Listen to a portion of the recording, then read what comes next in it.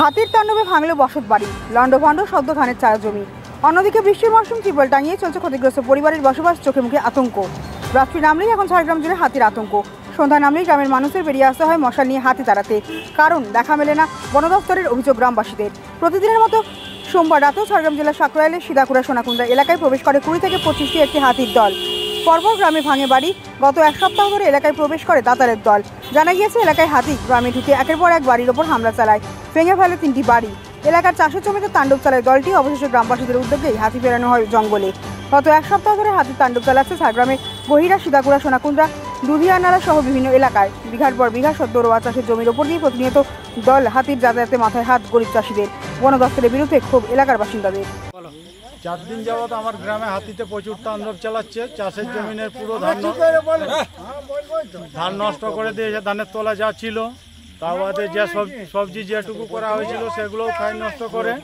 বন দপ্তর থেকে কোনো হুলাপাটি দেয়নি, একদিন মাত্র দেওয়া হয়েছিল। আজ নিজেদের উদ্যোগে হাতি তাড়াতে আমরা সবাই বাধ্য হই।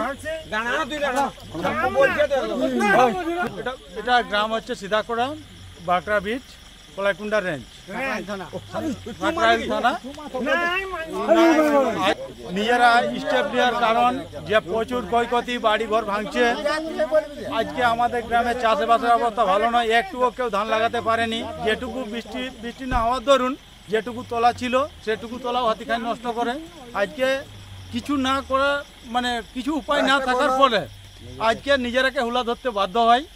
বন দপ্তর না থাকার দরুন আজকে ঘর ভাঙছে। এইভাবে চলছে। বন দপ্তর যদি আজকে কিছু একটা না স্টেপ নেয়, আগামী দিনে আমরা বাড়ি ঘর ছাড়া হতে বাধ্য হবো। পথ অবরোধে তো শেষ পথ নেই। আজকে যদি বন দপ্তর কিছু একটা স্টেপ নেয় তাহলে আমরাও বাঁচি বা ফরেস্টও বাঁচবে। আজকে হাতিরা কিসের জন্য আসছে? তাদের বাচ্চাকে খাওয়ানোর জন্য। আর আমরা আজকে হুলা কিসের জন্য ধরছি? আমাদের বাচ্চাকে খাওয়ানোর জন্য। এইটুকু জমিনে ফসল করতে দিচ্ছে না, তাহলে আমরা আজকে কী করবো? এটা সরকার যেন এটা নিয়ে আমাদের নিয়ে ভাবে, দেখে যে যেটুকু আমরা ফসল করছি সেইটুকু ফসলে আজ আমাদের নষ্ট করছে। মিনাল মাহাতো।